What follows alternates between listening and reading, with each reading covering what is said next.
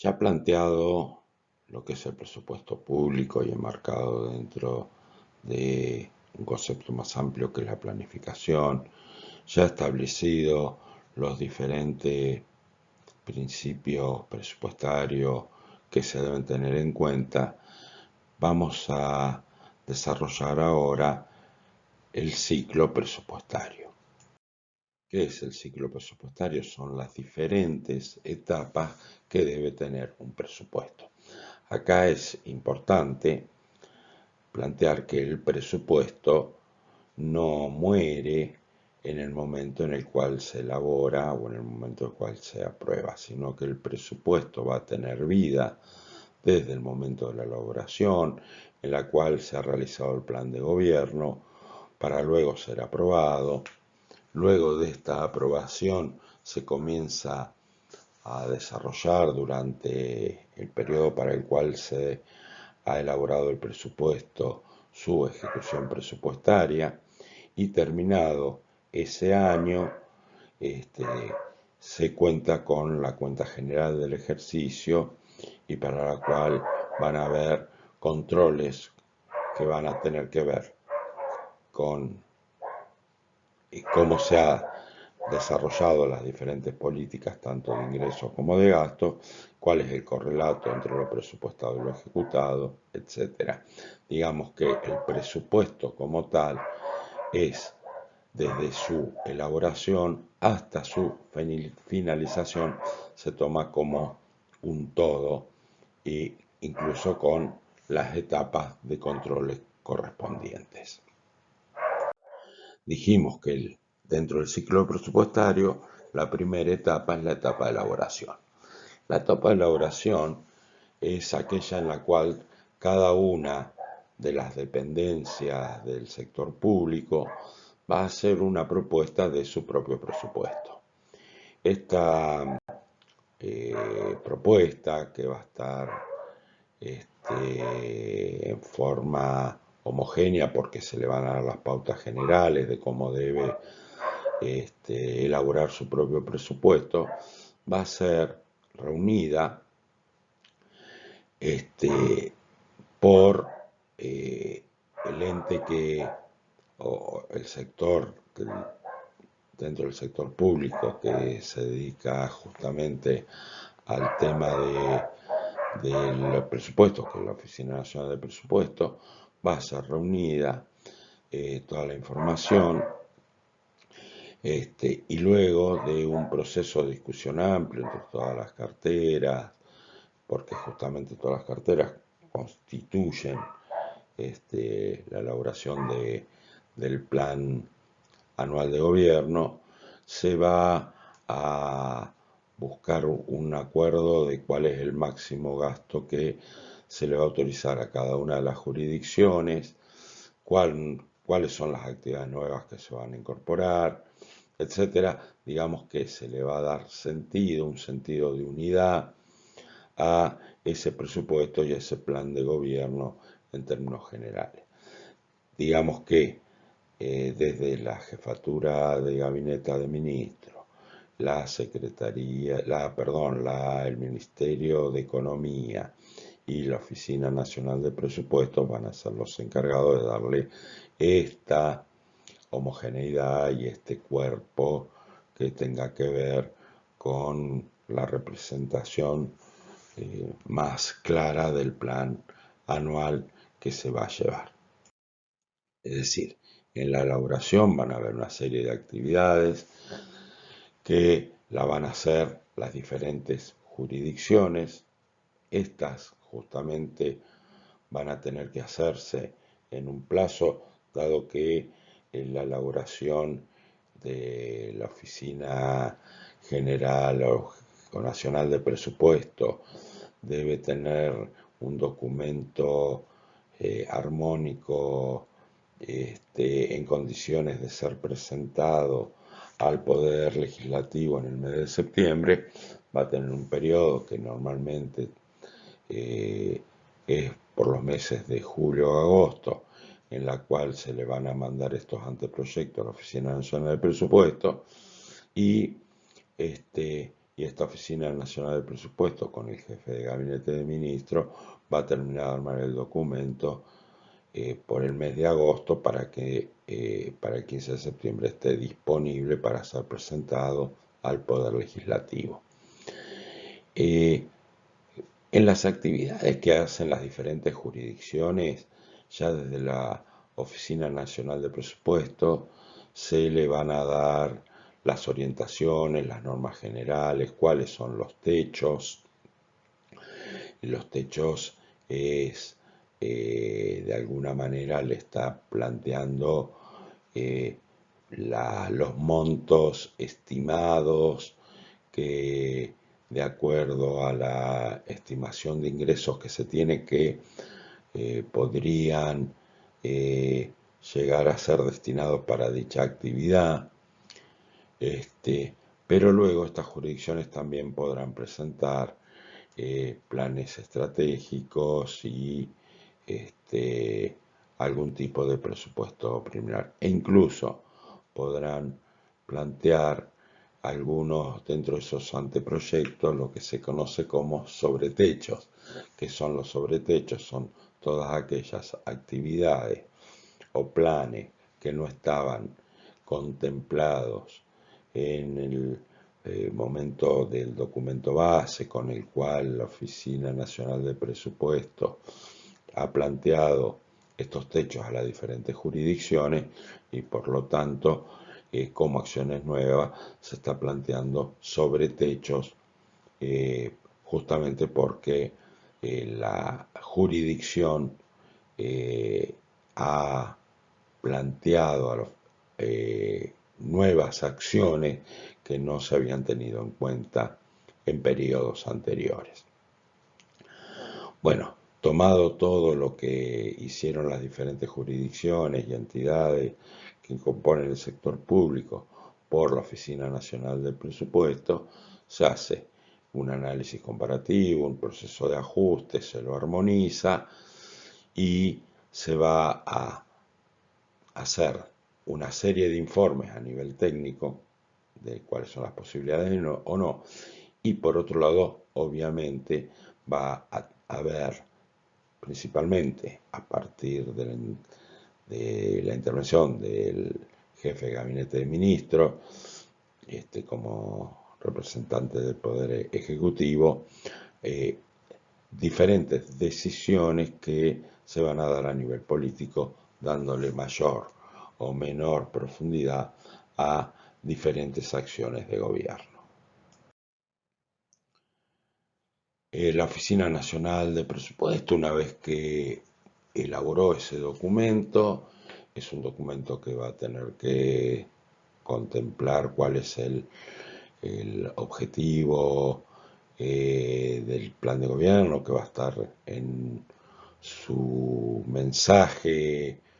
de elevación al poder legislativo, donde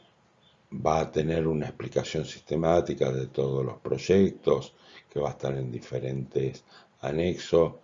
e incluso informes complementarios que pueden incluir hasta cómo van a ser las diferentes gestiones. Todo esto va a estar elaborado por la Oficina Nacional de Presupuesto, que para agosto ya lo va a tener que tener a disposición del jefe de gabinete de ministros. El jefe de gabinete de ministros es quien va a ser responsable de poderle dar cuerpo al presupuesto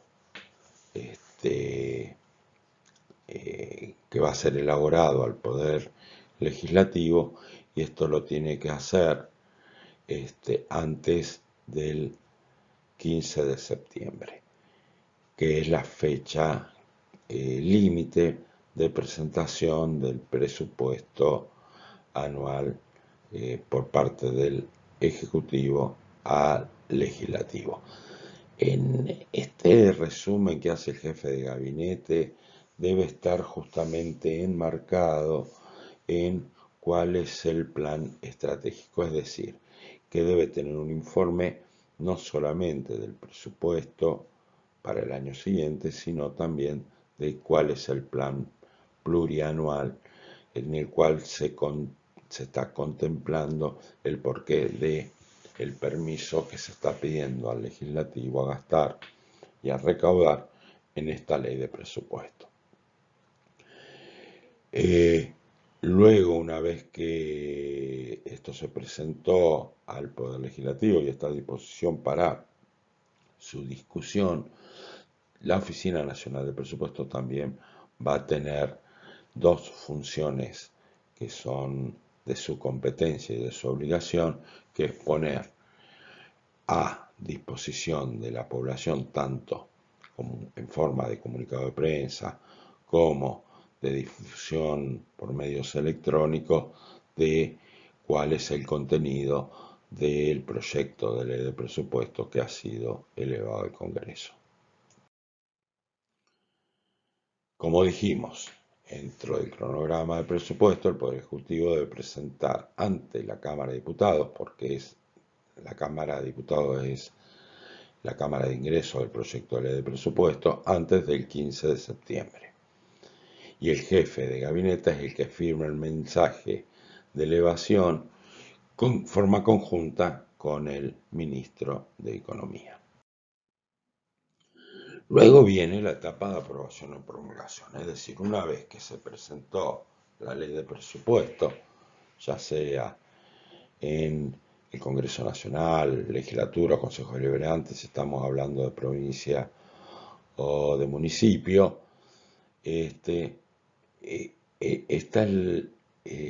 está a disposición para que las diferentes fuerzas políticas que componen este poder, que es el poder que representa al pueblo, digamos, pueda discutirlo, modificarlo y eventualmente aprobarlo. Cuando nosotros hablamos de presupuesto, normalmente siempre cuando mayor nivel de visibilidad se tiene en esta materia es en esta etapa. Cada vez que el Poder Ejecutivo presenta al Poder Legislativo la ley de presupuesto y el Poder Legislativo comienza a hacer las diferentes discusiones, primero en, en cada, digamos, antes de ir al plenario, en cada una de las comisiones correspondientes, en este caso la Comisión de Presupuesto y Hacienda, para luego llevarlo al plenario para que se apruebe o se modifique, es cuando mayor visibilidad se tiene con respecto al presupuesto público y es cuando normalmente se le pone también de mayor énfasis, incluso por los medios de comunicación. Bien, ¿cuál es el proceso de aprobación dentro del ciclo presupuestario? Bueno, es el trámite del proyecto en el cual el Congreso va a aprobarlo y se conforma en ley, o si no lo aprueba, obviamente,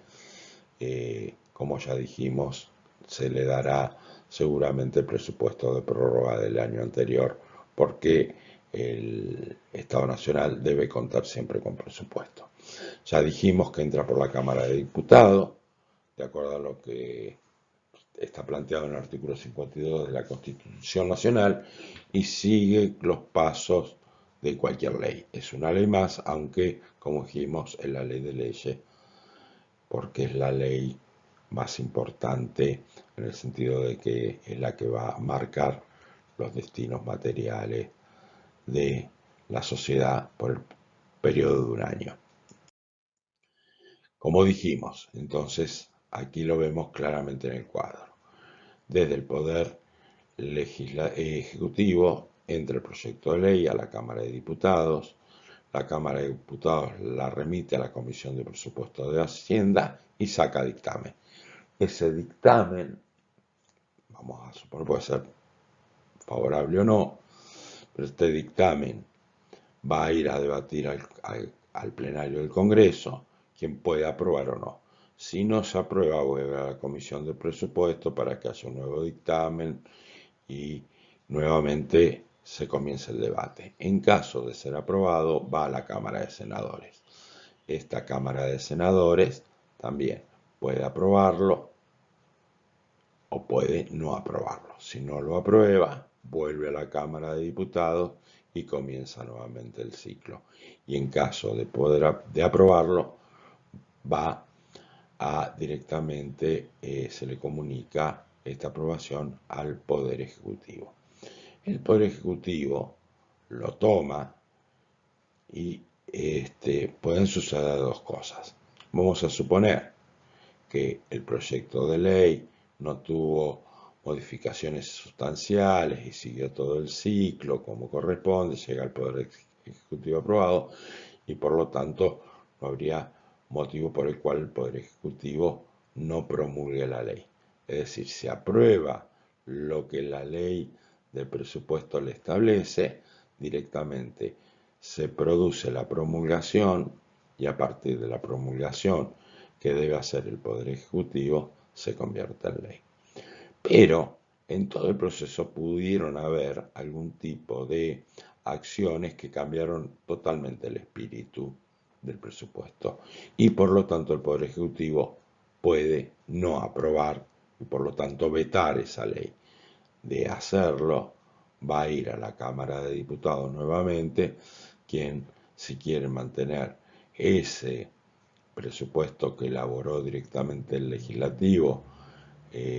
no atendiendo el plan de gobierno presentado por el Ejecutivo, deberá reunir las 2/3 partes de las voluntades de los diputados y luego también de los senadores para que por vía de insistencia se levante el veto y se convierta en ley. Esta situación planteada es bastante difícil que suceda. En general, cuando hay algún tipo de discordancia entre los diferentes poderes, lo que sucede es que no se cuenta con ley de presupuesto y por lo tanto se establece el presupuesto de prórroga, que es darle continuidad al presupuesto del año anterior. En el momento en el cual se convirtió en ley y esta ley es aceptada por el Poder Ejecutivo, es cuando nace el concepto de crédito presupuestario. El crédito presupuestario es el permiso o límite máximo que da el Poder Legislativo al Poder Ejecutivo para gastar. Es decir, para cada una de las actividades hay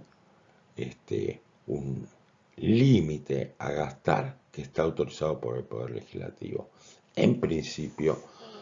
salvo que hubiera una situación de catástrofe, en principio, si fuera necesario ampliar esos límites, lo que se establece es que el Poder Ejecutivo debe elevar al Poder Legislativo una solicitud que le permita ampliar las diferentes partidas. En realidad, en los últimos años, ya desde la década del 90 en adelante, se ha generado cierta flexibilidad y existe la posibilidad de reasignación de partidas hasta determinado límite que estaría contemplado por encima de este concepto de crédito presupuestario.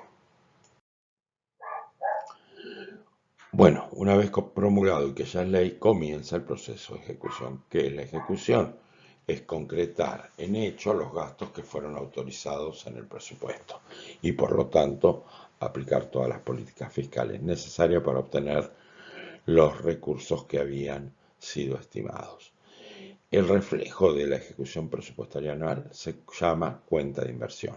o cuenta general del ejercicio, que es justamente la aplicación que se ha hecho del presupuesto que se ha aprobado. Esta cuenta de inversión, elaborada por la Contaduría General de la Nación, debe estar realizada antes del 30 de junio del año siguiente al cual se refiere o que se completó justamente el presupuesto y debe ser remitida al Congreso Nacional para su tratamiento. Recién con la aprobación de la cuenta de inversión por parte del Congreso Nacional se ha completado el ciclo presupuestario. Bien, acá vemos quiénes son las diferentes etapas en el proceso ingreso-gasto y justamente con respecto a su ejecución. Como vemos, la ejecución obviamente van desde el 1 de enero hasta el 31 de diciembre de cada año. Los responsables van a ser las diferentes jurisdicciones y como ente de control o seguimiento la Oficina Nacional de Presupuesto. Y cuáles son las actividades. Las actividades van a estar con respecto tanto a los ingresos y al gasto relacionados directamente con los permisos otorgados en la ley de presupuesto a cada una de las jurisdicciones, tanto para el lado del gasto de lo que se presupuesta, el compromiso, el devengado y el pago, como el ahorro de curso, la registración de lo presupuestado, lo devengado y lo percibido. Debe estar difundido en forma trimestral y luego, en lo que tiene que ver con la evaluación, la Oficina Nacional de Presupuesto debe dar una difusión para que sea controlada de este seguimiento trimestral de cumplimiento tanto de las metas como de la actividad financiera. La etapa de control establece dos tipos, un tipo de control interno y otro externo. El control interno va a estar constituido por la Sindicatura General de la Nación y las diferentes unidades de auditoría interna que están diseminadas en toda la órbita de la administración pública. Por el otro lado tenemos el control externo. Es desarrollado por la Auditoría General de la Nación